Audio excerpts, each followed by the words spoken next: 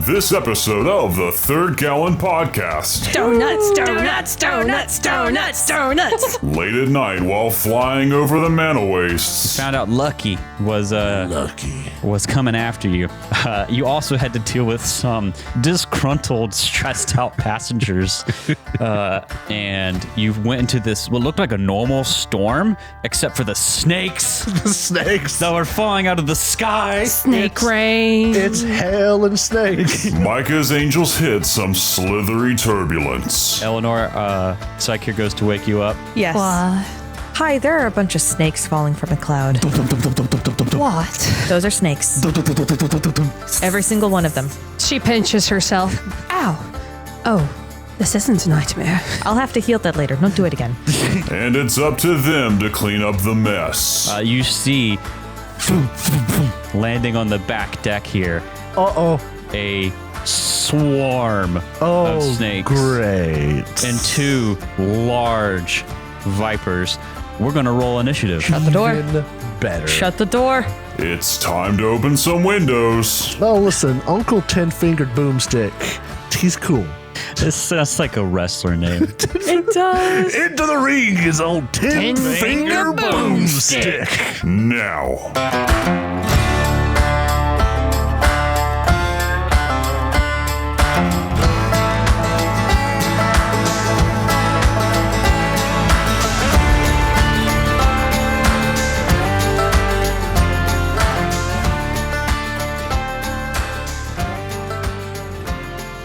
So I'm going to continue on the AI thread today.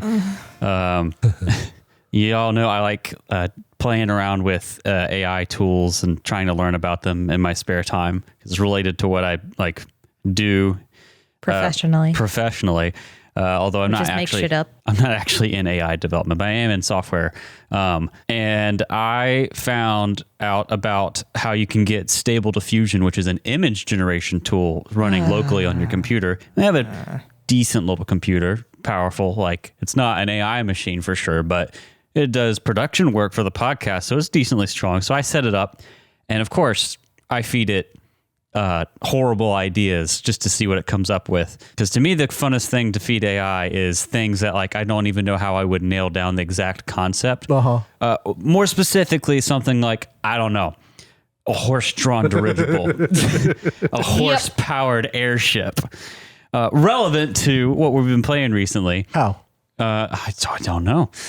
Not like we would know. So I've the way it works is you can feed it prompts and you can have it just generate an image. There's a bunch of different settings and stuff. You can also like feed it a seed image and have it modify it. Which I haven't done that. I'm not going to show any of those today, but I am going to show you the different things I've generated and the prompts I gave it so far as I can remember them. So buckle your seatbelts, audience, and join the YouTube video to see this cavalcade of just awful images that AI generates. Click. Because this isn't some paid for service. This is just running off my computer the best I can do. So the first set of images, I've shown some of these to you guys, but this is going to be the prompt horse-drawn dirigible airship. And this is what I got from it. It's like saying horse-drawn airship. Yeah, I gotta get those keywords in, man. And it actually did pretty good. You got some old-timey looking ones. Oh, I like these. That balloon's attached to that horse's head. Yeah, I don't like the fact that it's coming out of its brain. No. These are reasonable. And then... Oh, God. These are two results from my favorite prompt called horse-powered steampunk dirigible. Oh, boy. I think that the last one, the one that sort of looks like a horse's sad, floppy, unerect face sticking out of a steam engine. It looks like a submarine. My favorite. Yeah, I love that one so much. It looks like a horse in an iron lung. It does. This is what's in those stables aboard the airship, ready to deploy the horse-powered engines. This is what Lucky is right next to. Lucky's not going to sleep any. That horse, the left horse, has heels. Yep. Don't think about it too hard. Listen, the longer you stare at AI generated straight up boots images, the more just cursed they get. Horse with the boots. And then, of course, the next thing I fed it is horseless dirigible, because what will it come up with? And we get some of these things, one of which looks like a combine thing from Half-Life. Yeah, I actually really like the second one. The second one's great. Really cool. But the first one is bad. Horrible. The second one looks like it belongs in the Studio Ghibli movie. It looks like, to me, it looks like Half-Life. Yeah, it looks like the big worm things, right? Yeah. And I don't remember the prompt for these next three, but they were related to like horse-powered steampunk airship or something like that. And I got these fun bits. Oh, I like the top right one. The one with the like horse. It's actually attached to a horse cart. Yeah. Yeah. Like that is technically speaking how, maybe not perfectly, but more or less how a horse-drawn dirigible actually would look. Right. Yeah. It's a little too realistic. And then I've started. I got access to Bing has an AI image generator, and I think it's running DALL-E, and it's a lot better than anything I can do locally, because I can only generate a 512 by 512 image, or my GPU will just yell and won't make it because it doesn't have enough VRAM. But with that, I've been able to pursue this concept a little bit further. I fed it a series of things, which are all horrible, and it gives me 4 images each. First thing I fed it was a steampunk airship powered by horses, and these are actually a lot better estimates. Check these out. Oh, now these are nice. Some of these look like our dumb ideas. Some of these do look like our dumb ideas. I know. Like the bottom left one. Yeah, I was going to say. The horse just with its face shoved in the bottom of it. And its feet hanging in the air. I mean, the top left is like what I imagine, like a Santa sleigh horse, but with the airship behind it. Right. I just love in all of these, DALL-E and the Stable Diffusion ones, where you can just see it try to shove horse into different parts of it and get confused. Yeah. Where's the horse supposed to be in the bottom right? I have no idea. I think it just did like the carriage part and it forgot about the horse. Did its best. It tried so hard. It looks like there's an attempt at reins out the back. Yeah. Okay, I can see that. This one's very cursed. These set of 4 is going to be horse-powered steampunk airship engine. Oh no! These are wonderfully cursed. Oh, It's like a mechanical horse. I love the one that looks like the horse just turned its huge mechanical ass towards you. Yeah. Rocket-powered horse. They really like replacing the horse's neck with machines. Yeah, they do. This is like Adeptus Mechanicus meets Yeehaw Cowboy in the most horrifying way possible. What Yeehaw beautiful Mechanicus. animals. That's what they're going to do with one of the 2 lost chapters. It's going to be the cowboy chapter. The cowboy chapter. Yeah. The Cowboy Space Marine I chapter. hope so. Be cool. That'd be fucking great, honestly. I'd Called be it here like for the that. Rangers or some shit. I mean, they got Vikings, they got furries, they got vampires. Suck it, Lehman, you furry fuck. Why not cowboys? Why not cowboys? And then finally, lastly, and most cursedly, a horse-powered steampunk dirigible airship from Bing yielded these results. Oh dear. No, the top 2 are cursed. That's a big horse. That's a big I like horse. the little concept of a horse that's sticking out the back of the first one. At this point, it just said the only way the airship moves if the horse is really big. I hate all of them but the bottom left. I love this. I do This like is horrifying. the big horse in the bottom left. I like that he's just sort of there. Isn't that great? You didn't ask Bing to do a horseless airship to see it be confused as to why you mentioned horse for something that doesn't have a horse So normally. before we move on to the next group of images and process I started, I was going to offer, because I have it pulled up, we could do this live. So what's it? Horseless? Horseless airship. Horseless. Or an airship with no horses. Airship with no horses on it. Airship. just like, how does it respond to saying, don't put this thing that's not supposed to be in there? It's just going to look normal. It's like saying, spell Ashley without the B. Now you sound like you're on one of those terrible name sites. Yeah. Well, that depends. Given every Ashley I knew could be spelled BITCH. Oh, The itch. The itch. No, I take that back. I've known an Ashley that was perfectly normal. I can think of one or despite her two. unfortunate name. all right. I have the results are in. Survey says. Hey, that one's got a horse in it. I know. One's got a horse. They did not understand the assignment. Task failed. To be fair, most of them don't have This horses. horse looks fucking skinned. It looks like a machine horse. It looks like they taxidermized a horse to put over some machinery. It looks like what it looks like is they remove the horse's legs and then put it in a harness with wheels. I hate it. Oh my goodness. This is what happens to the horses that aren't even fit I like for glue. how you tell AI no horses, horseless steampunk airship, horses. and it's just like I won't do it. It starts looking at horses. Listen, for the most part, it didn't add horses, so good on it. Good on it. It's not 1 out of just 4. searching keywords and then adding whatever it can find. It's actually thinking about it some. All right. So the next thing I wanted to do is because you guys are headed to Cloudreaver Keep, you're going to get there pretty soon. Yeah. Oh, really? And there's no official art of it. There's honestly, outside of Alkenstar City, the whole Alkenstar area up until like the Lost Omens Impossible Lands was pretty nebulous. There's not a lot like defined for it. It's impossible. Yeah. So I was trying to see what I could get it to generate for art of it that fits like my mental image. I want to talk about like how I try to use AI art more generally. But like I was trying to like work with it on this creative process. So I got a series of prompts to feed you. So the first thing I gave it was just Pathfinder, Cloudreaver Keep, Alkenstar. And I got these, which are totally off, but look really cool. They look cool. That looks like a Drow kingdom above ground. Yep. They look neat, but like totally off base. Yeah, yeah. So I gave it. Out. Go ahead. That's just sun elves.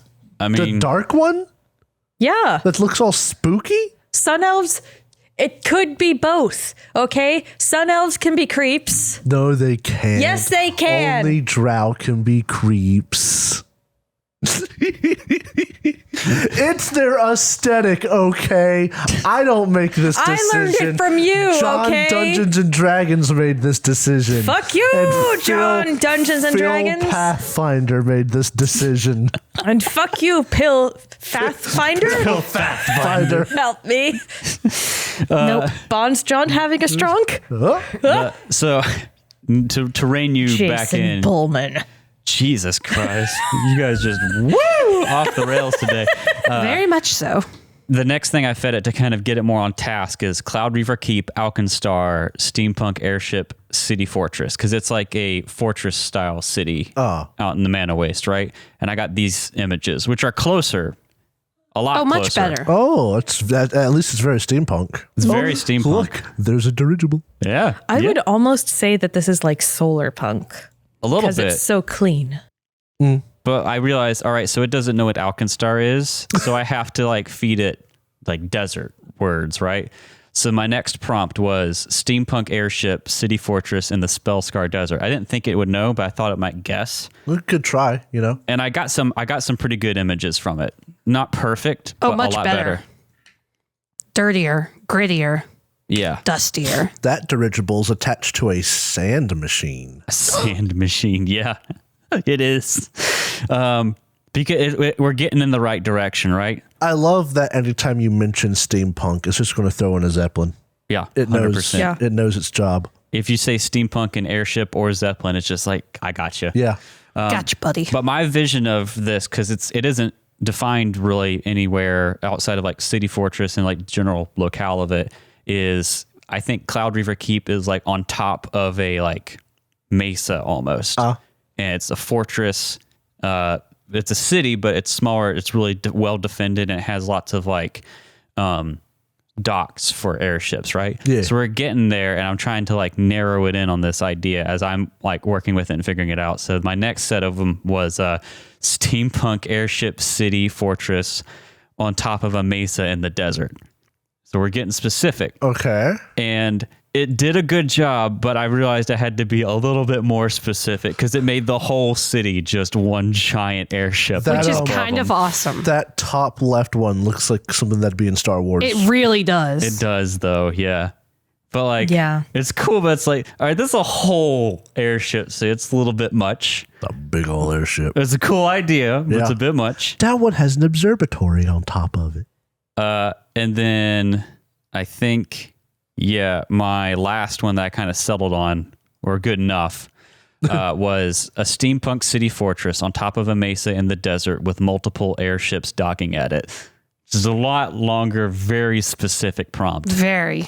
And I think we get pretty close in some of these. Oh, okay. Oh, no, this is better. Once again, bottom right, very Star Wars. Oh yeah, they do verge out of steampunk and into Star Wars in some of these because I mean, at this point we're verging on Tatooine territory. Yeah, Yeah. exactly. But I think it's super Why cool. does everybody want to go back to Jakku? I think it's super cool. And to be clear, like, you know, I think AI art as a concept in general is a little bit scary because I think artists are really important. But at the same time, I'm not 100% convinced AI art can really replace what an artist can do. Yeah. It's like with the prompt and stuff, it's really good for helping you with the creative process, but it's never going to give you exactly what you want like an artist can. So I want to take this moment and while To we're let talking, me talk about it. yeah, while we're talking about AI art, to talk about the artists in our lives, one of which is our very own Drow. Hi there. I'm Drow. Hi. If They do art. Shut the fuck up, Jacob. You said hi. I said hi back. I love you. I'm joking.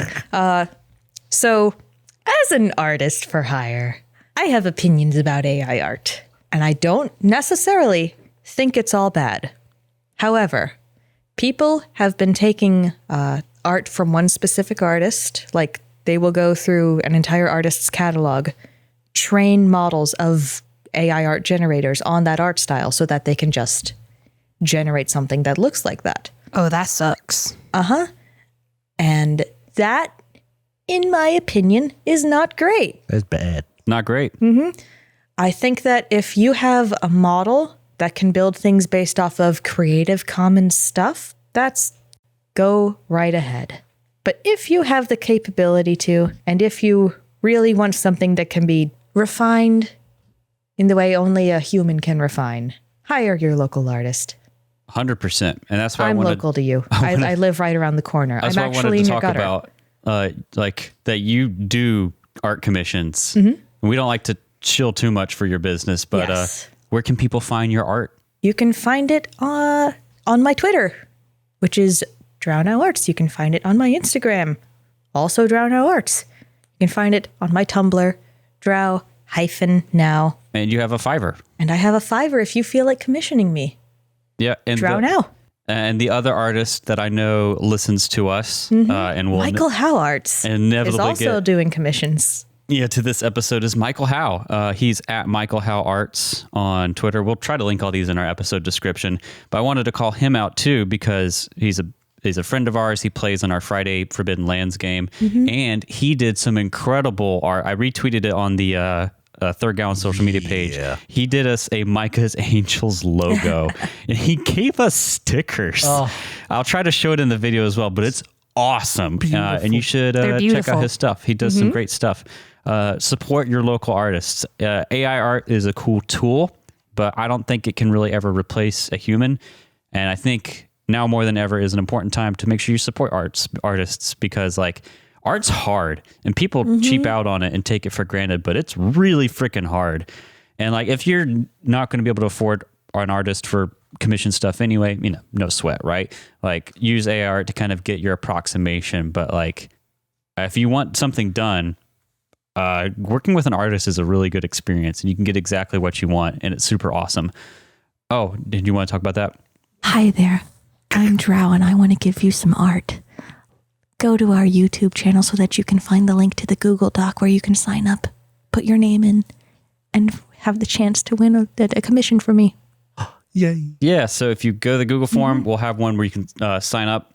Well, not a commission, but you know. You'll have to like submit an email or something, and then we'll pick one of them to win a commission from Drow. And then we can hang out. Yeah. You can invite me to your TTRPG game. To your wedding. Yeah, but I'm the bride. Oh my goodness gracious.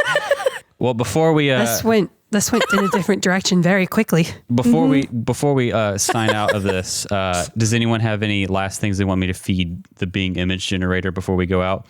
It's something with glaze on it. Ladybugs with glaze on them. Okay. Let's do bugs with glaze. Yes. Ladybugs. You're going to leave this in my mind? Yeah. I bet they'll be so shiny and spotty though. I just... And tasty. It makes me think of bugs in food, and that hurts Bugs me. in food is perfectly normal. And it's I don't need to actually think about it. more sustainable than most other proteins. No. If the bugs are the food intentionally, that's totally different than bugs that get into the food that aren't supposed to be. Please let me specify that. Yes, that is correct. Bugs in like peanut butter are contaminants. Bugs that are fried are food. Yeah, no, food bugs, fine. I'd give that a try, but not contamination bugs. Bugs are Not pest friend, bugs. Not food. All right, so I have these images. I'm not sure how Did it not satisfied. go through? It just looks like shiny ladybugs. Well, I mean, that's glaze. That's I- glazed. Sure, but like it's not as goofy as some of the other things. Show me a ladybug donut. All right. Now that sounds promising. Show us the glazed ladybugs too. Here you go. Here is your shiny ladybugs. I'll do one more because this isn't as wild as some of the other things. I've already fed it a glazed ladybug Oh, they donut. look chromy. Oh, metal bug. Yeah. Have you ever seen like the metallic black ladybugs? No. They're shiny and they kind of have the iridescence that like grackles do. They grossly iridescent? That's grossly incandescent. I know what I said. You buffoon. I know what I said. You nincompoop. I know what I was doing. I'll stab you. No. Yeah. With my hand. All right, guys. Poke you. I'll poke you real good. I'll jab you good, you filthy bug. What? Ladybug donut? Ladybug donut? Is it from Duck Donuts? Here is our last image. donuts. I'll send you off with some. Now this really is cute. pleasant. Oh, that's adorable. These are pleasant. They And look that one's like- even really shiny. They look like they've been made at a bakery. They I do, like don't them. they? Uh-huh. Aren't they great? I'd eat that. I don't know what the basis for these images were, but I can only hope that they were Creative Commons and not scalped off the internet by Bing. Scalp. Centuries before the Star Stone was raised, the Wizard before Kings AI Nex and rose up and Geb started taking warred with over one the another, art scarring the land industry. between them into a glazed, devastated, unstable magic wasteland. A glazed wasteland. From the glowing ashes of the Mana Donut arose Alkenstar, the city of dough, a metropolis of airships, skyscrapers, factories, and clockwork donuts. To the world, Alkenstar is the pinnacle of innovation and Clockwork determination in Donut the is the face name of of my band. insurmountable donut competition. On its streets, life in Alkenstar is a non-stop race to stay ahead of the other donut And the shops. yeast. And it is here They're all that cake desperate donuts. group, hungry for donuts, living on the I am edge of so the law, hungry for donuts. Donuts! hunts for the ones who cast them Kat, out. let's get out of here, get some They donuts. are the I'm all with donuts of Alkenstar. Let's go, babe. Woo! Donuts! When's the Duck Donuts after this? I think it closes at 7. Okay. We can order. Last time in the Spellscar Desert. Oh boy. Snakes. All On a right. plane. So More likely than you think. before we get into our traditional recap, we got a couple things to do. First, it is an episode divisible by 4, so reset y'all hero points back to 1. I already had one, so should have used mine when Get I a failed that different roll. one. No, I refuse. I'm keeping the exact same one just to spite you, Drow. Fair enough. And Fair also, we have something else we need to do before we get into the recap, which is a little scene I want to set up. Oh. So it is a nice sunny day in Alkenstar. It's actually the same day that you guys have left because it's been a long day. Yeah. And we've traveled far. We see a young man walking down the road way out of Alkenstar. You can see the city way out in the distance, and he turns some corners. He's following a little map, and he has a letter in his hand. We recognize him. It's Wit. He's got a You- big bruise on his head. You need to be nice to it. I am warning you. You need And to as be he nice comes to around the it. bend, we see a farm with a giant little wind vanes spinning. We see a bunch of different buildings. We see a big coop with birds coming in and out of it. We see different people walking Is it around. a rookery? Yeah, and we see trees. Not many trees, but a couple. Looks like some bearing fruit. There's a lot of cows in a herd grazing. There's some horses being tended to. For dirigibles. For dirigibles. That's right. Of course. A dirigible farm. As A is dirigible tradition. farm. And he walks up to the farm. He's kind of impressed by the size and amount of it. He hasn't been out of the city. Whit hasn't. He affixes his sword, tightens it up, pulls on his jacket, and walks up with the letter. And a woman opens up the door. Hi, Mom. And Whit says something to her, something to the effect of, I was asked to give you this letter by one Chester. She takes it and she starts to read it. Jacob, why don't you read us this letter? I could do that. Let's go. Dear Ma, hey, how's the farm going? Are the cows doing well? Are you safe out there? You keeping some of the crowd there with you, right? You promised. It just makes me feel better knowing you ain't by yourself. Oh, and if he's there, tell Uncle Boomstick I said hi. Well, like I've said before, I'm slowly getting used to Alkenstar. I still think it's loud, especially compared to the farm, but I like it. There's always something going on. Life here is great. I love the academy. I'm learning so much. People here are really friendly. And just the other day, I was having a great conversation with Professor Farfoot about how to improve the formula for universal solvent, maybe make it cheaper. I really wish you could visit, but I know you're busy. And then you see his mom is kind of scrunching up to read that because all of those lines from Life is Great is kind of scribbled out. And the next part goes, alrighty, Mama, I'll be honest with you. I've tried to write a number of these already, put you at ease, but they all feel fake.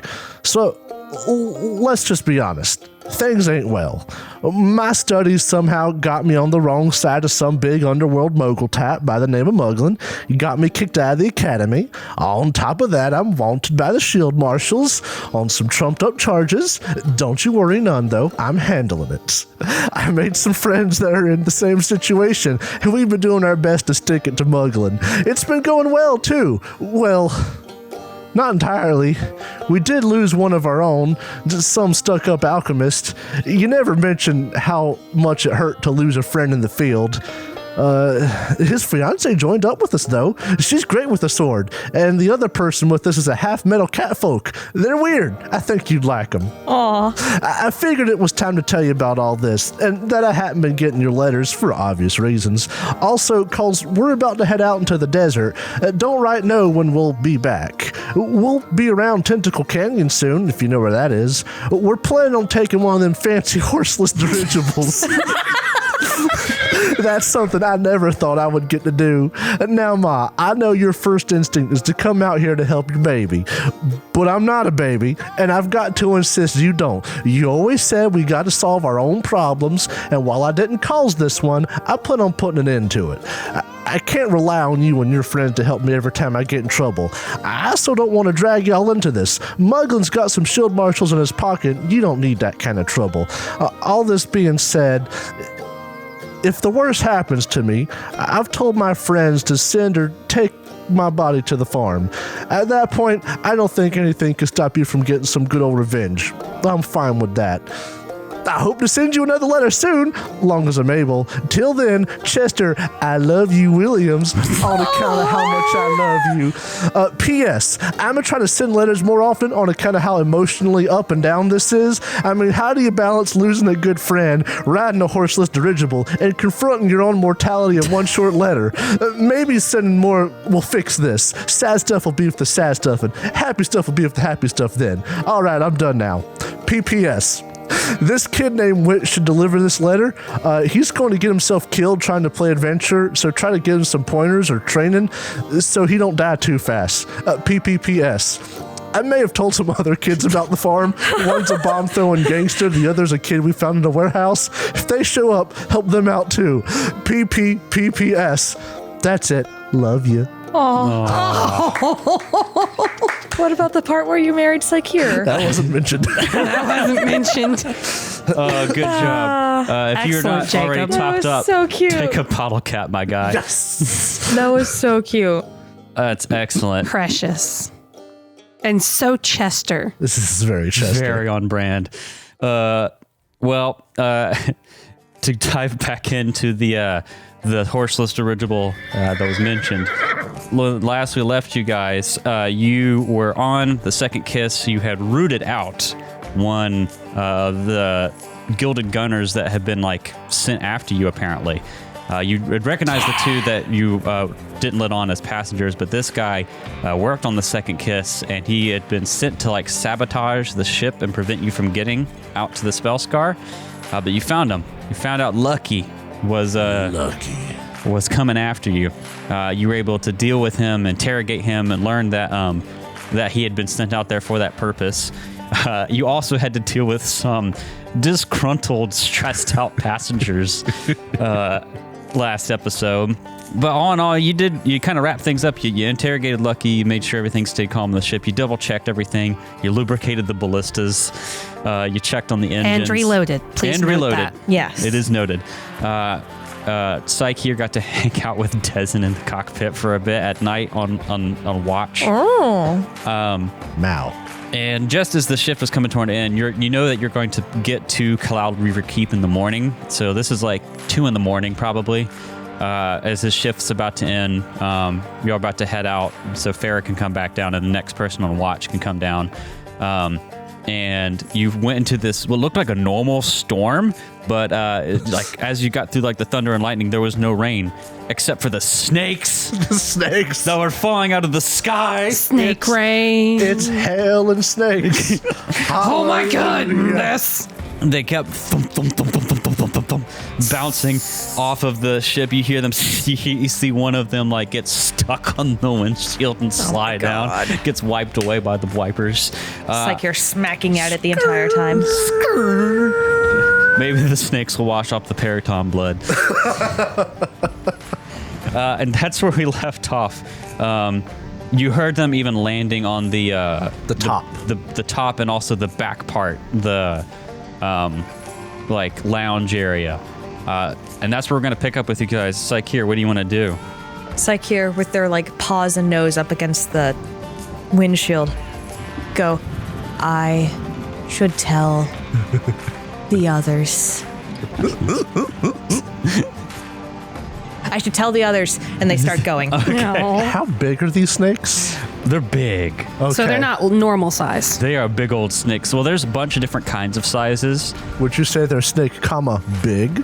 Snakes, giant? lesser or snakes, greater? You know what? I would think I would call at least some of them giant vipers. Oh, Vipers. no. Great. Great. So you run upstairs. You go bum, bum, bum, bum, bum, bum, bum, bum, where Chester and Eleanor are staying. What do you do? I'm sleeping. There are snakes falling from the There's sky. snakes on the dirigible? Well, yeah, falling from the sky. And Chester, you wake up and you hear this just it sounds almost like hail, but it's springier, boom, boom, boom, boom. The snakes hitting the airship and the noises. Oh, Chester will get up. Eleanor, Sakir goes to wake you up. Yes. What? Hi, there are a bunch of snakes falling from a cloud. What? Those are snakes.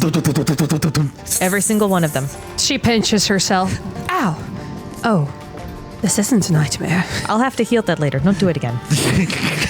Fine. She starts grabbing her rapier. Okay, I'm going to place you guys in the middle of the horseless dirigible. Can we have our armor and all that, or do we have to be armorless?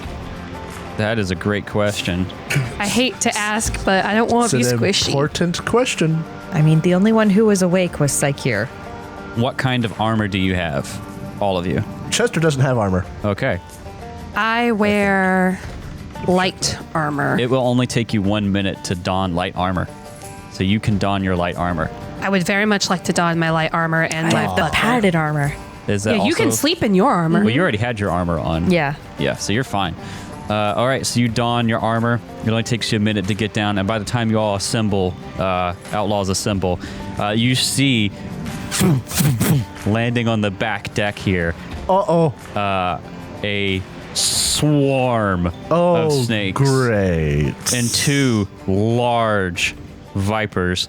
We're going to roll initiative. Shut the door. Even better. Shut the door. Open the door. Well, shouldn't the door already be shut? I don't know. We're flying through the air at night. You don't know what kind of burglar could climb up there and try to break In the middle of the air? Them dang air burglars?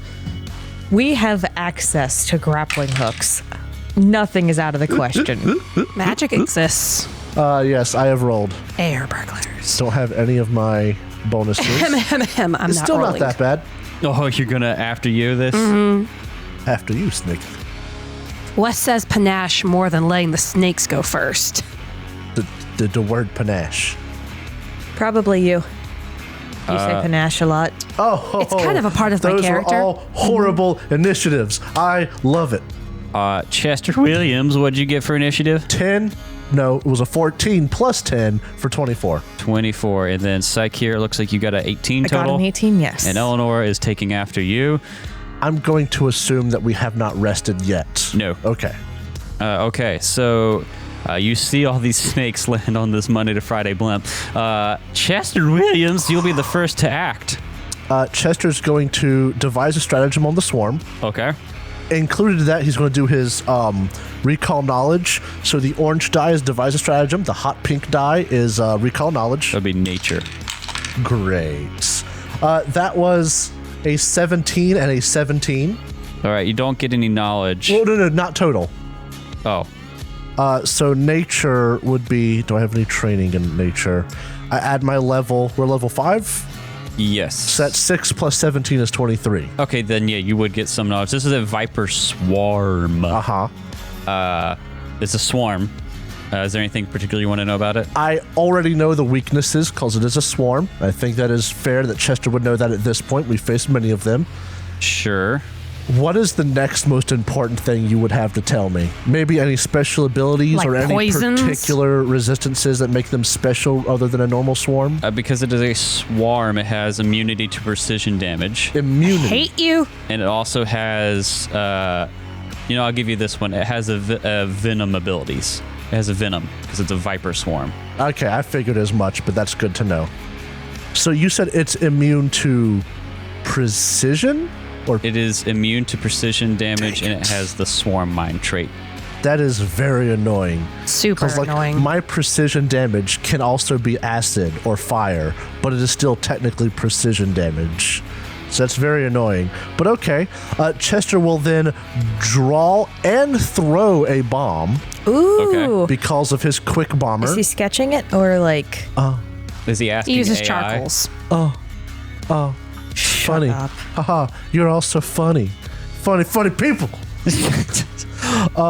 What do I want to throw at them though? I will say one of my complaints about Hero Lab is it does not tell me which bomb is my prepared each day bomb and which bomb is not my prepared each day bomb. Know what I mean? Yeah.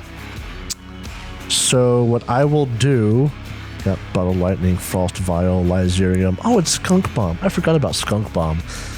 Are you going to make this thing stinky? I can make it sneaky. No, I'm probably just going to hit it with some Bottle Lightning for flat-footed.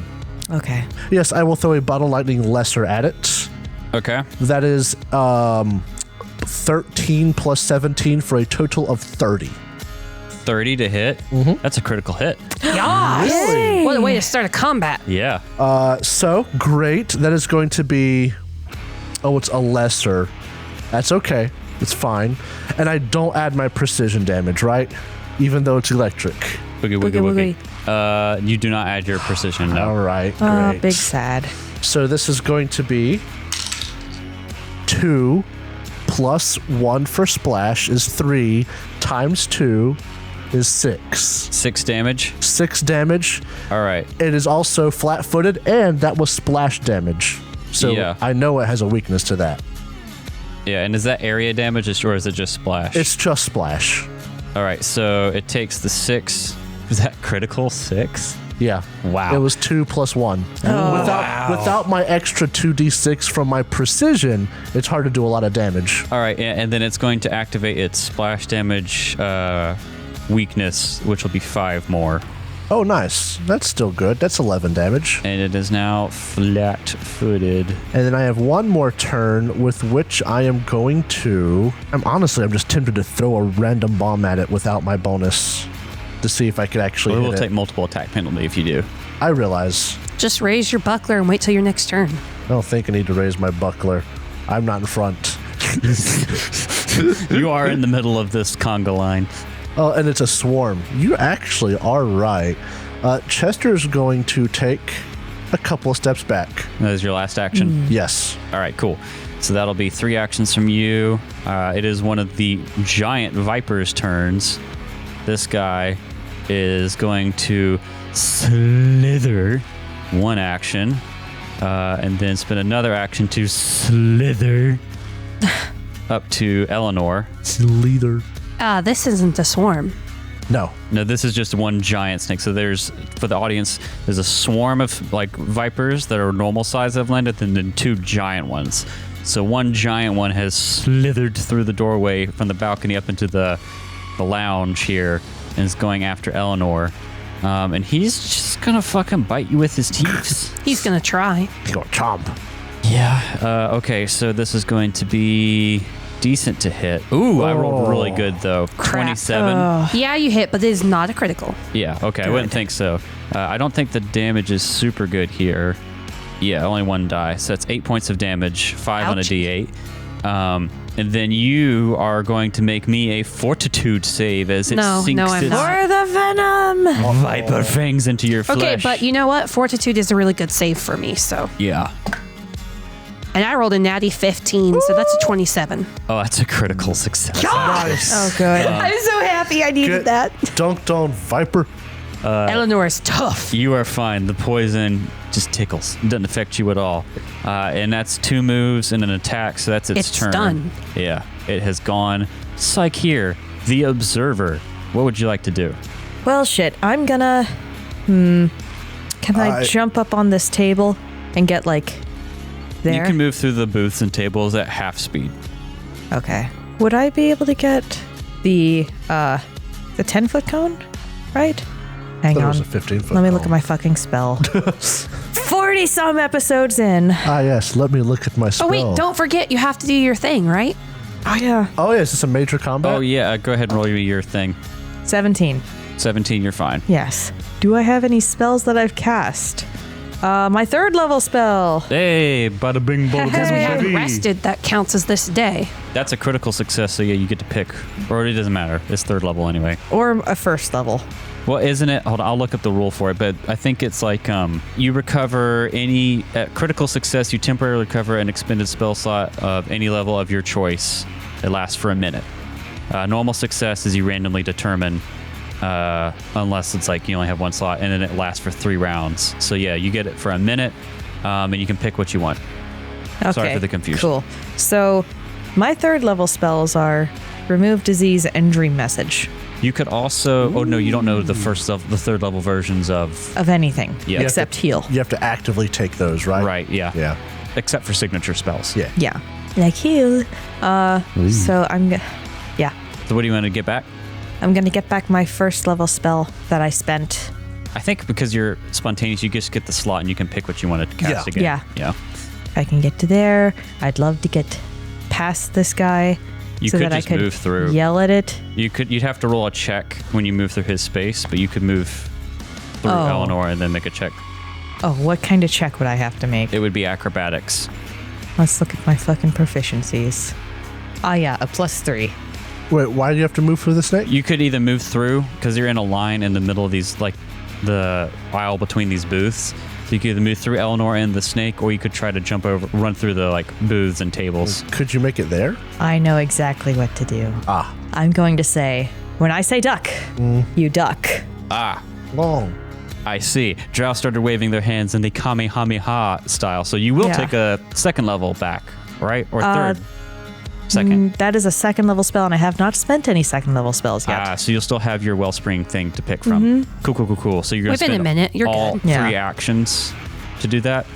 Yes. Sweet nasty.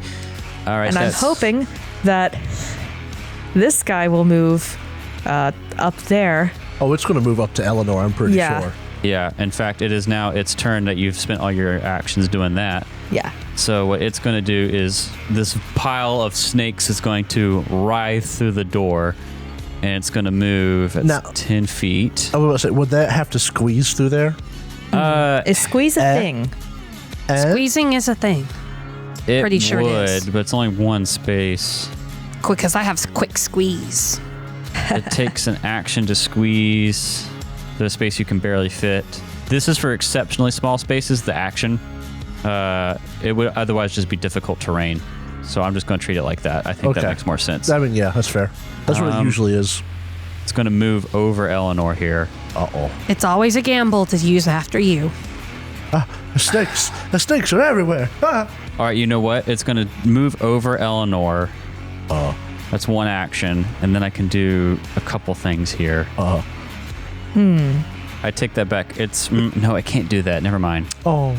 It is instead going to stay in place for one action over Eleanor. And I need you to make me a reflex save. But you are also going to... just take some damage. Yeah, but make me a reflex save for this. It's a basic reflex, and she's critical. She won't take any damage. That is true. And if she doesn't take any damage, she'll have to roll fortitude. That is a 24. All right, that's a success. You're going to take half of 7, which is 3 points of damage, That's and then not make me a bad. fortitude save. That's bad. It is a different creature, so. Yeah. I mean, even All if it was right. the same creature, poison's on, not die. like a magic effect. Oh, yuck. 18. Total? Yeah. All right, so that's a regular fail. You're going to be stage I rolled a 1 6. poisoned. Oh, no. You'll take Hero point? a D4 He already too said late. it. of poison damage. A what? D4, so 2 points of poison damage. He already said his. I should have used my hero point. I didn't even think about it. I'm I don't going know. fast. It's kind of worth it to save your hero point for dying.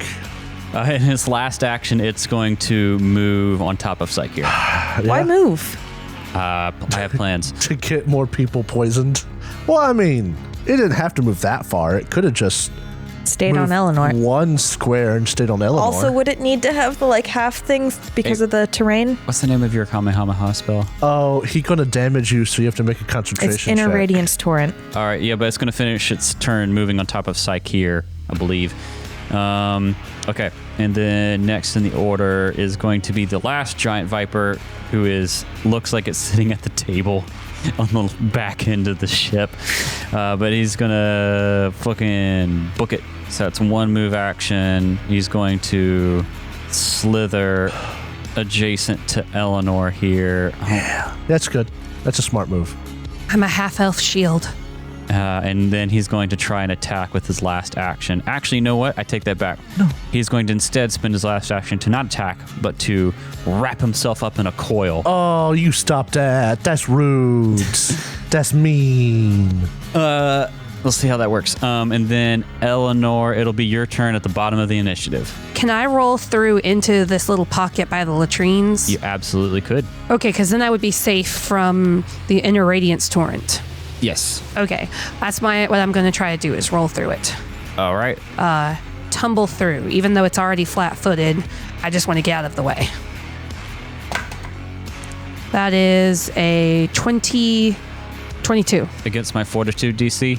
Yeah, or whatever your DC is for my acrobatics tumble through. 22. It doesn't matter. I don't think I have anything DC that would be that high. So yes, you do it. Okay. My brain was like, wait, I can't math. Do you know how much that hurt my identity? Okay, so now I'm over here. Okay.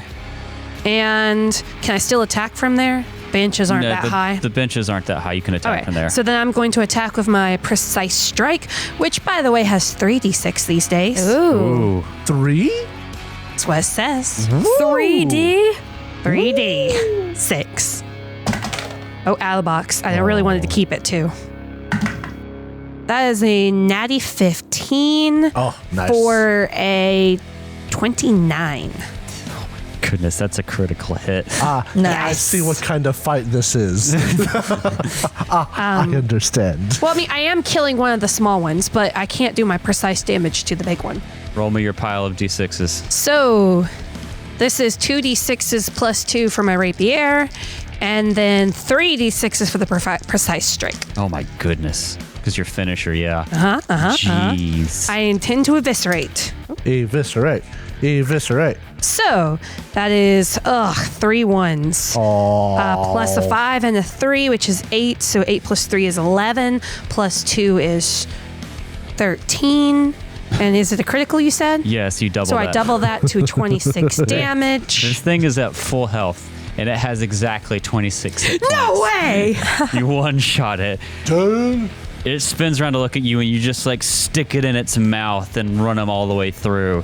And he is dead. Oh, shish kebab. You shishka snake him. That's 2 actions. We're just getting food for the ship right now. Yeah, so you tumbled through and you spent your attack with your finisher. So you have another action left. I'm going to... I know that you're preparing the line spell, so I don't want to stay in the line. Well, the line wouldn't be there anymore anyway. Yeah. So I'm going to move back up into attack range. Of the other one? Yeah. Give it a target other than Psycheer. Nice. Yeah. Now, does Eleanor's poison stuff happen on her turn or on the snake's turn? Because it happened on the snake's turn. It'll be the snake's turn, Also, but that's the swarm. I want to note that my +2 was from raising my strength when we got our bonuses. Nice. So had it not been this level, I wouldn't have one-shot it, Okay, so that's your turn. which I thought was cool. There we go. Now we'll come back around, top of round 2. Chester Williams. Chester's going to devise a stratagem on the big viper, the large viper, I think you said. Giant Viper. Giant viper, if you will. At the same time, recall knowledge. I mean nature. That is a 9 for the recall nature and a 10 for the attack. Recall nature, jeez. Yeah, looking at multiple numbers at the same time never hurts. What's the total? 15 for the nature. That's not going to do it. All right. Chester will then pull out a vial of Lyserium Lesser. Oh boy. Do we really want flammables on this bitch? It doesn't stay on fire. Okay, good. It's right, correct? Oh, It's let me double alchemist check fire. that. So what's that mean? Because that's a fair point. I can pull out something else. Lesser or moderate? Which one are you pulling out? Lesser. So it does do D8 fire damage, 1 persistent fire damage to the target, and then 1 fire splash damage. Yes. Will it begin burning down this thing? Or do I not have to worry about that? Depends on how well you roll. As in, if I roll bad, it could catch on fire? Sure. Do I use a different bomb? I could use a different bomb. Because Chester would know this stuff. I'm just saying. He would. It is a fire bomb. Okay, Chester will then instead use his frost vial lesser. Freeze that snake. Because snakes don't like the cold, you know? It's a very fair point. That was 10 on the die, plus 13 is 23. 23 at the giant viper. Yes. That'll hit. All right. So that means the giant viper will take 3d6. 1, 5, 6, and 1 for 7, and 1 splash damage. It takes 8 damage. Okay. And the giant swarm also takes 1 splash damage, which does... Trigger its weakness to splash. Yep. That'll be a total of 6 on it. Ooh. Nice job, Chester. Yeah. All right, so that was devise a stratagem, throw with your fun stuff. Do you have an action left? I do. Also, fun fact, the Viper now has -5 speed. Big deal, I know, but it does. All right. And then Chester's going to... It was 1, 2, Just run in front of Psyche here. 3. Run in front of Psyche here. It'll be funny. He's going to get further back because he thinks he knows what the swarm's going to try and do. And that is Lorne! the end. Devin? Oh, Devin? Devin knows they're snakes. And he Yeah. can hear the explosions. They're talking about that.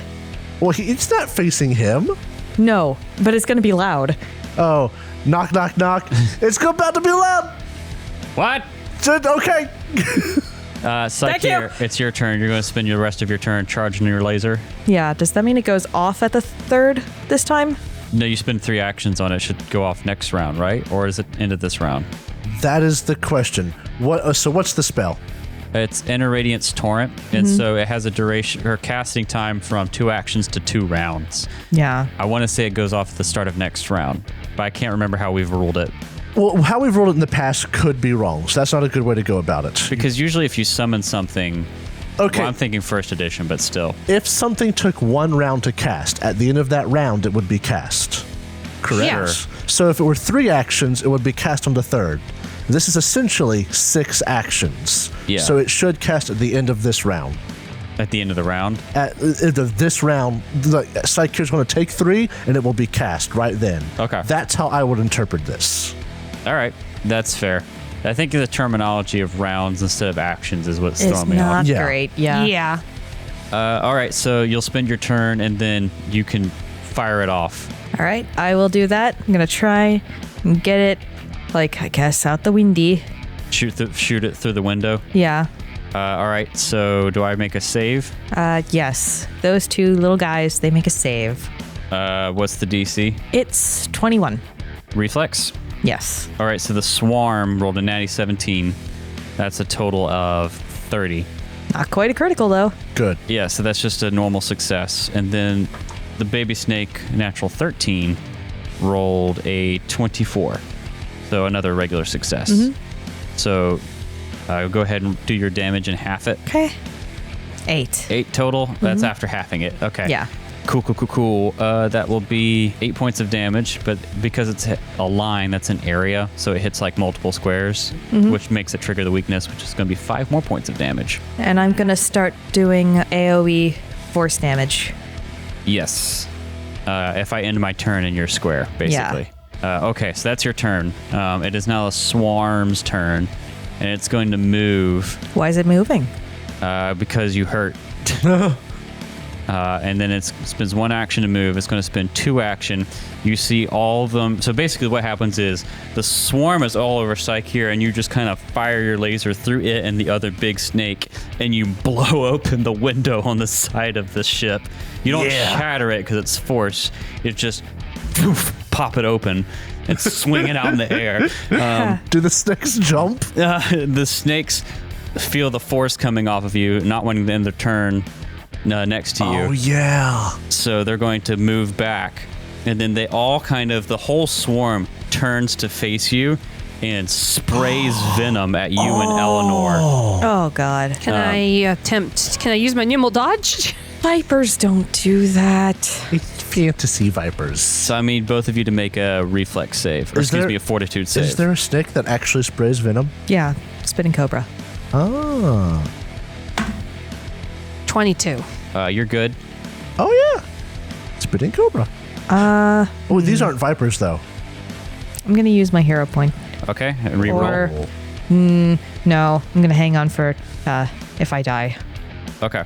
All right, so that'll be a fail psych here. You will take Okay. a d4 of poison damage. And since this is the swarm's turn, I need you to make another fortitude save, Eleanor, because of your previous. Yep. You take 2 points of poison damage, psych here. All right. Solid. Thank you. Oh, just rolled a nat 1. That's a 13. Uh-oh. 13. Can you hear? I used my hero point. You All did not announce You did not announce it. Well, you rolled a natural 1, so I don't think I need to announce anything. Go ahead, roll again.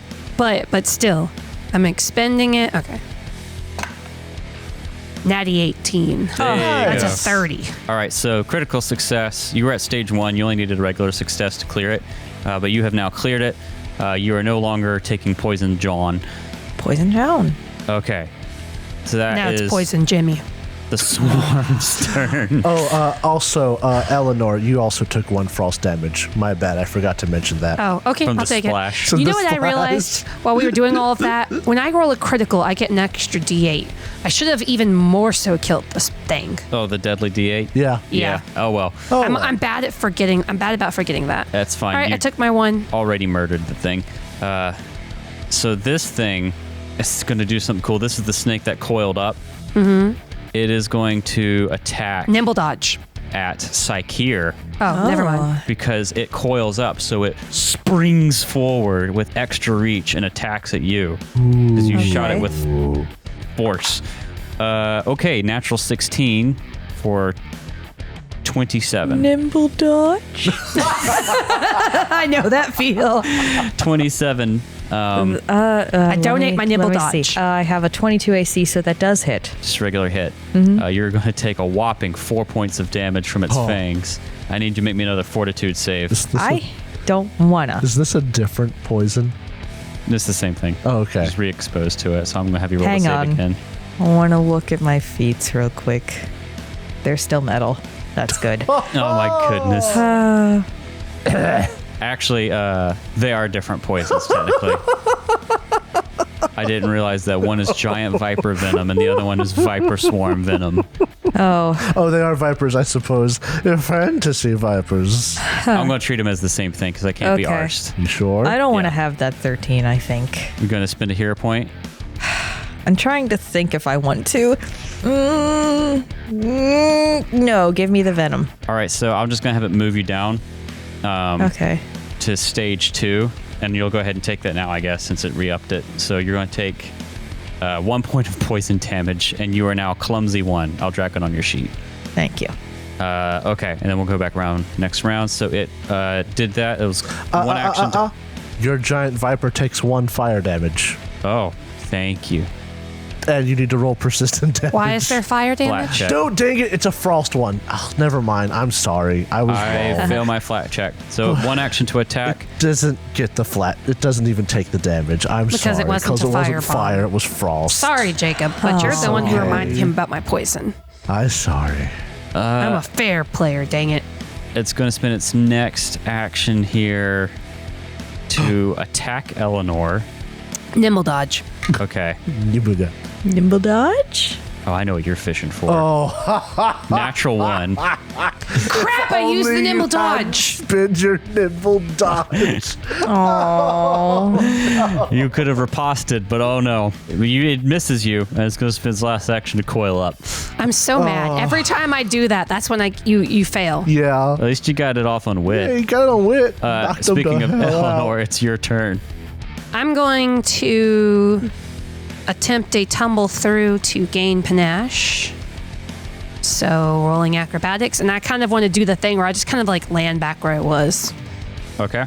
You roll into the swarm Which and then one are roll you out. tumbling through on? on the viper. I can't Steps do in panache. the middle of the viper. Okay. I Steps can't out do- of the viper. Precision damage to the swarm. Okay. You put your right foot out. That is a natty 19. I'm You pretty slow it all 110% certain I get it. Yeah, you Mad do. that wasn't my attack. Now I'm going to attack. All right. Oh, crappity crap. I highly doubt a 16 hits. But it is flat-footed Actually. because I did successfully make my tumble through. Yeah, you're right about that. Dang it. What was your total? 16. Oh, almost. That is a miss. I rolled a nat 2, so. And Don't you still do damage if you use your finisher? yes, I do still do use damage. Thank you, Jacob. How much is that? I get half of my precise strike damage. So wouldn't that Okay. be half of my 3d6? Yeah, you roll 3d6 and half them for me. Thank you, Jacob. I totally forgot for a minute there. I know that because of the meme. Yeah. That is 7 damage. No, 7 damage halved is 3. 3 damage. Okay. So that's a nice hit on this. I little cannot strike again, so I'm going to raise my buckler. dude. Okay. Top of round 3, Chester Williams. Hey, Jenny Williams, You hear Desmond say, "What the hell was that noise? don't worry about it. What the hell was that? That was really loud. Boy, someone would have warned me." You shut up. Chester! I warned him. You can't hear him. You shut up. Dezen! You shut up. I was just joking. Excuse me? That's Derek speaking, not Desmond. What area measure? Excuse me? Turns the inner radiance torrent backwards. You better move, Chester. There.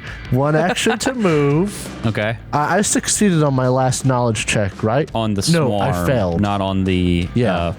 So I'm going to devise a stratagem. Let's say 6 plus 13. I think a 19 will hit. Yeah, I'm going to say a 19 will probably hit. Which one are you going for? I'm going to go after the Viper Okay. giant, and I'm going to hit him with another bottled lightning, or I'm going to hit him with a bottled lightning. Okay. And that's going to be a total of 19. That'll hit. Yeah. Because he is Well, no, he's, it doesn't matter. It still hits. 6, 1, 3. 10 damage plus 1 splash, 11 damage to the Viper. And I guess I take one too, don't I? Yeah, you take one as well. But you kill Viper McGillicuddy. And the swarm also takes a splash damage, making it take 6 damage. I know. Swarm's not looking great. The other Viper is dead, so all you got left on this airship now is the swarm. Chester, turn over. Booyakasha. Psyche here, the observer. Sick. What does clumsy do to me? Clumsy, if you're curious out there, audience, take a status penalty equal to your clumsy value to dexterity-based checks and DCs. So basically, your AC is down by 1. Some of your skills will be down by 1, but that's it. Okay. I'm a yell. 15-foot cone, right? I am hoping that I do not get Eleanor. You can make it work to where you don't get Eleanor. I don't know. If they I could hop over one more, I guess. If they just shout down, then the snakes will be hit by the edge of it. Oh, yeah, you're right. Easy peasy. Oh, much better. Thank you. All right. Sick. All right, so fortitude save. Yes, fortitude. Man, I'm rolling hot tonight. 28. That's okay. Regular success? Mm-hmm. Okay. Oh, that's max damage. Nice. That's going to be 10 half to 5. Yeah. Sweet. But isn't it an area of effect? That's 5 points of damage, and it is an area, so that'll trigger its weakness, which will be more damage. It is very hurted. Oh. There's a lot of dead snakes in this swarm. Okay. Observer. That's a move and 2 action cast. Mm-hmm. So next is the Viper Swarm. Come on. End yourself next to me. End your turn next to me. Crawl out the window. Crawl out the window. Just run out the window. Bite the horses. Oh no, the horses. They're hanging there. Look. Oh, okay. Oh, they're underneath it. So Yeah, the you're snakes, Like it's an umbrella. Yeah, they're safe for now. Until we kill them. That's right. Meat, glue, Horsed meat. solvent, Okay. This is terrible. meat. What do I want to do? You want to crawl out the You window want to because you end your can't turn win. right next to me, so that you explode in my forceful AOE. I'm just going to move on Eleanor again Oh, and just bite you 2 times.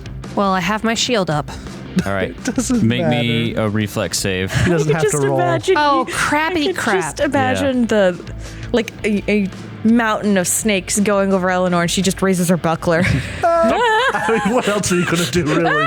It's like, if that's all you've got, that's all you're going to do. got, yeah. I mean, what else was I going to do with one turn? I couldn't Exactly. strike. Yeah. 28. All right, it's a success. You're going to take 3 points of damage. And we're going to look forward to for poison. Oh, because they can increase the poison by biting as well, Well, right? she just knocked it off. She just might get back into it again. 20. All right, you're going to take poison again. D4. 4 points of poison damage this time. 20 a fell? Yeah. Oh. I mean, I only rolled an 8, Jacob. And then we're going to do this one more time. Another reflex save. Should Wait, be good for you. the original one was a reflex save? Yeah, I'm doing it twice. Oh, it would have been 1 point higher, but that wouldn't have been enough, would it? The reflex save was fine. It doesn't matter. It's Okay. fortitude. Because you already made the last reflex save. It wouldn't have been a critical success. So this is a reflex save. Yeah, this 27. next one. 27 will be another regular success. You'll take 6 points of damage. And then fortitude, because you took damage, to see if you get more poison. More fortitude.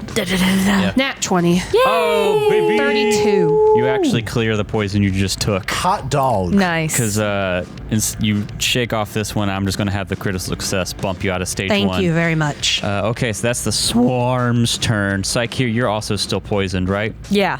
Fortitude save. Oh. Hey, 21's a success. You go to stage 1. Huh. You're only going to take 3 points of poison damage, and you're no longer clumsy. Boop. Okay. That's the Viper Swarm's turn. Eleanor, it's your turn. You are in the swarm. Can I tumble through out of the swarm? One with the swarm. Sure. I mean, I could just take a step back, but the swarm isn't immune to being flat-footed, to my knowledge. Nope. Okay, well, No, but it is immune to precision, so it's not going to take your finisher damage anyway. but I could still make it flat-footed and make it easier to hit. That's true. All right, so I'm going to attempt to tumble through. Okay. That is a natty 16 for a 30. Yeah, that'll do it. And then sometimes I hate that my good roll gets used up on that.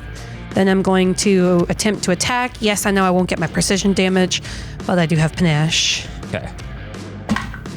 That is a 22 to hit. All right, that's not a critical, but it'll be a hit. Roll your just weapon damage. Just weapon damage. 2d6 plus your strength. 2d6 plus 2. That is 8 damage. 8 damage. All right, so it looks like it resists some of it because it is a swarm. But it does. It definitely damage does get through. 8 damage. Yes. No, it does not die. Aw. Dang it. I mean, I can only do so much without my precision. Very one hit away from death. Hurt. All right, end of round 3. Round 4. My God. Chester Williams. Chester, you want to devise stratagem? Wait. Your turn. Yeah, sorry. I want to move out of the way for Chester. Okay. I want to What get is to it? like here. I'll Sorry, tell you. but my turn wasn't over. I understand. That's why I'm taking my hands off of the die and saving it. Now I'm done. If you want to get out of the splash damage rate, you can get like back there. Yes, let me get out of the splash damage range. Cool. Chester Williams. That was a natural 20. Oh boy. So this thing don't take precision damage. No. I'm guessing it's resistant to most physical damages. Probably. But that's okay, because Chester's going to pull out a gun. And he's going to shoot the swarm with a natural 20. Wake up So- everybody on the airship. That's going to be 2d6 times 2. No, my apologies. This has fatal d10, so it is 2d10 times 2 Yes. plus 10. I believe that Why is it 2d10? because fatal increases the die number. Why is it the die 2d10 size? instead of- Because I have striking. Oh, okay. Yeah, go ahead. Plus 2d10. 1d10. Is that extra 1d10? It increases your weapon die size, so it should be 2d10. I think it's piercing. I had to make sure it wasn't precision. Ah, yes. So d10. 1. Oh. 6. That's 7 times 2 is 14 plus 2 for 16 piercing damage. You pull out your gun, the most powerful spell in the Mana Waste. Do you want to describe how you kill the swarm with gun? I shoot the swarm. Good job. And it just kills that one snake that was holding it together. Congratulations, Chester. You solved my swarm puzzle. Hotted dog. Boy, did we take some poison damage, We're though. wieners. I mean, some No, of us. winners. We're wieners. Some of us took poison damage. Yeah, who still has poison damage? Is it Psyche here? I think I am still poisoned. All right, make me another fortitude save. Oh yeah, you're good. You clear out your poison. You are no longer poisoned. Cool. Chester, you shoot the viper swarm. Boom! Between that and also Psyche's spell, everyone on this airship is now awake, whether they like it or not. They should have been awake anyway with the thumping going on outside. Yeah. If they were able to sleep through fucking snakes hitting the dirigible, that's on them. What do you guys do? What if they had the fan on? I'm just gonna start shoving the snakes off. Yeah, just Yeah. shoving them out the... No, wait, we could cook these up. We'll cook up the giant ones. The big ones, yes.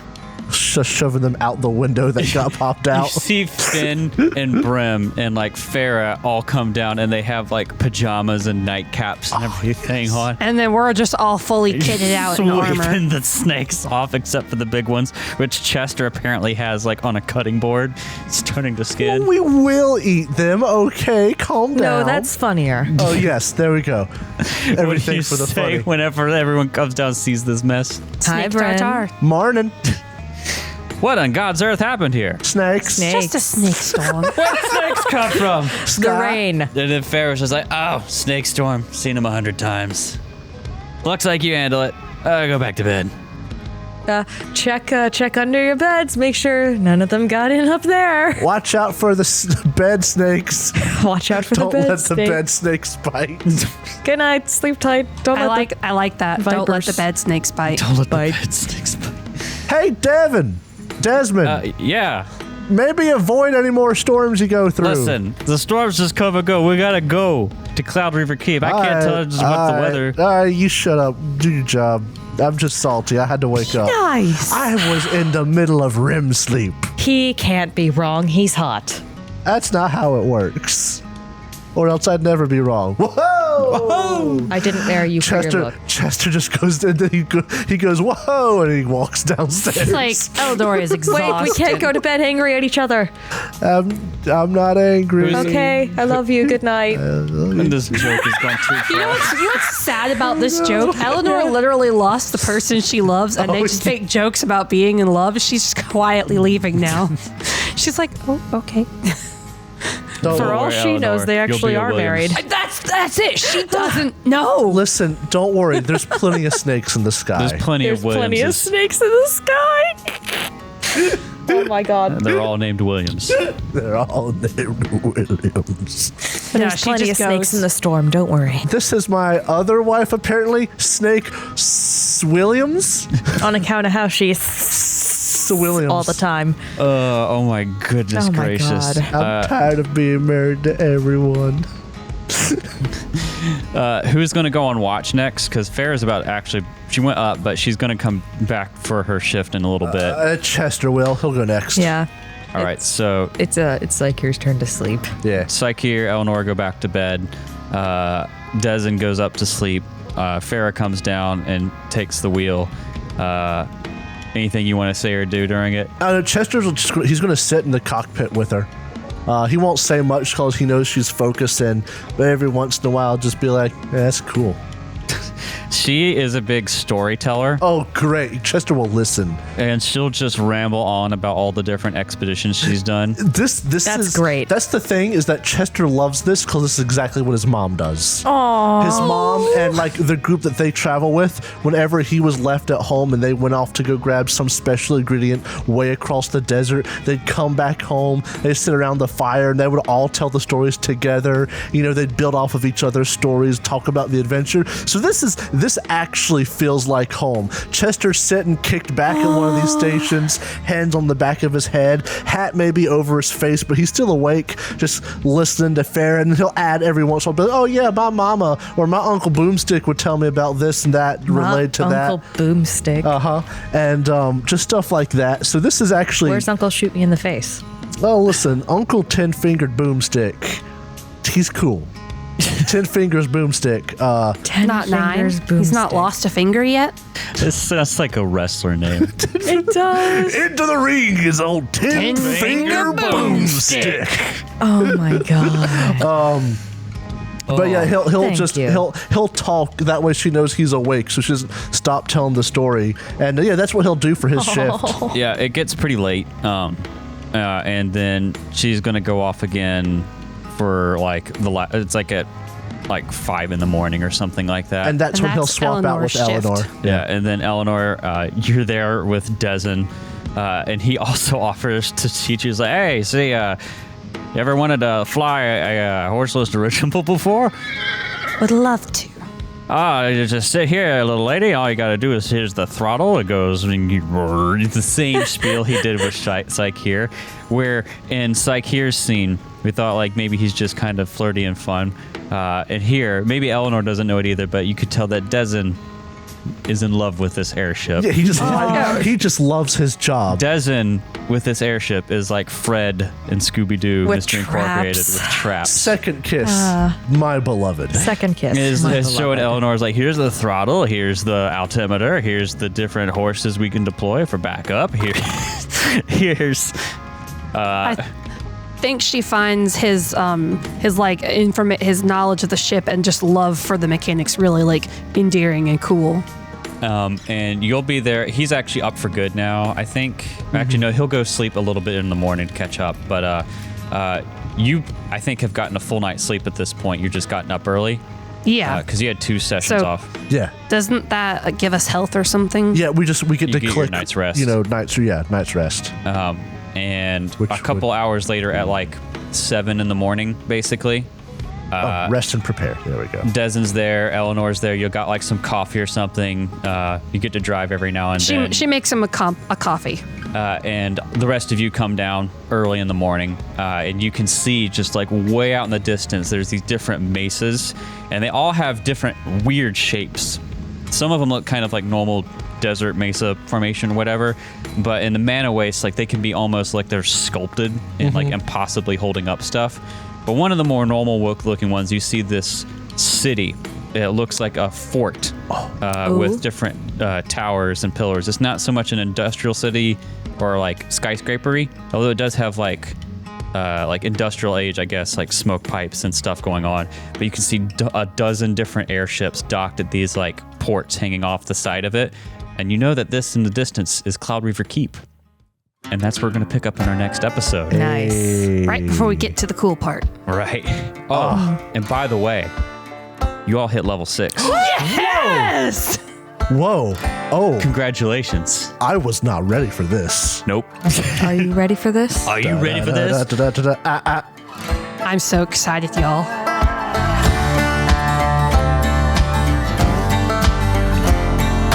Thank you so much for listening to this episode of the Third Gallon Podcast. If you enjoyed it, please consider subscribing, rating, and reviewing us. If you want to see more from us, check out our website, thirdgallon.com, or follow us on Twitter. We are at Third Gallon, that's THIRD Gallon. And we are also on Instagram, TikTok, and Facebook with the same handle, at Third Gallon. We also publish a video version of this podcast on YouTube, which you can find on our channel, The Third Gallon Podcast. Our theme for this season is Delta Rust, composed by Andy Ellison. Our ambience for this episode was composed by Michael Ghelfi, and you can find more of his work on his YouTube channel, Michael Ghelfi Studios. And you can support his awesome work at patreon.com/Michael Ghelfi. Thanks again for listening, and we'll see you next time.